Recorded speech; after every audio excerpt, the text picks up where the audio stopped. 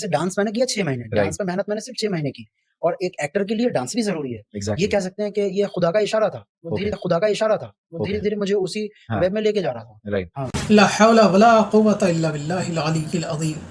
تو دیکھا آپ نے جہالت کتنا خطرناک مرض ہے کہ بندہ اپنے منہ سے ایسے جملے بھی نکال دیتا ہے کہ اس کو خود پتہ نہیں ہوتا کہ وہ کفر کے قریب تو نہیں پہنچ گیا.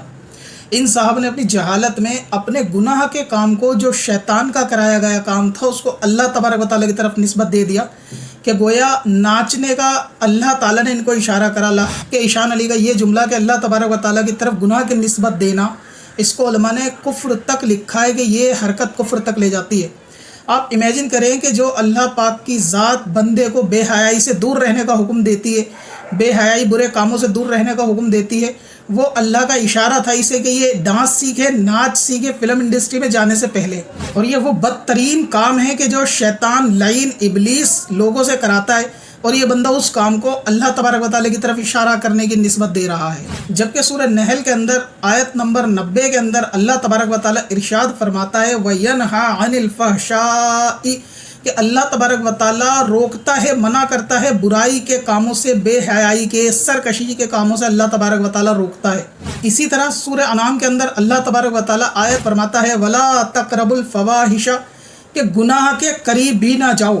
یعنی وہ خدا تبارک و تعالیٰ کی ذات جو گناہ کے قریب جانے سے قرآن پاک میں منع کرتی ہو، یہ صاحب کہتے ہیں کہ اللہ ہی کی ذات نے مجھے اشارہ دیا کہ میں گناہ کی طرف جاؤں معاذ اللہ. آپ تصور کر سکتے ہیں کتنا شدید اور کتنا خبیث جملہ اللہ تبارک و تعالیٰ کی ذات کے اوپر ہے.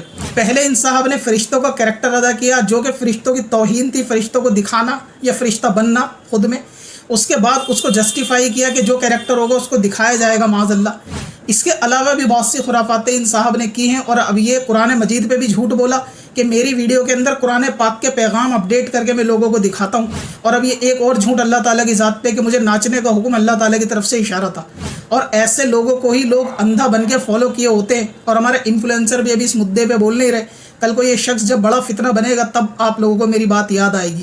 لہٰذا یہ انفلوئنسر شہرت اور دولت کے نشے میں اتنے اندھے ہو گئے کہ ان کو یہ بھی نہیں پتا کہ اللہ تعالیٰ پہ جھوٹ بولتے ہیں، فرشتوں پہ جھوٹ بولتے ہیں، قرآن پہ جھوٹ بولتے ہیں، اور لوگ ان کو صرف مسلمان سمجھ کے فالو کرتے ہیں. اللہ کرے کہ اس شخص کو ہدایت ملے اور یہ اپنی غلطی سے توبہ اور رجوع کرے.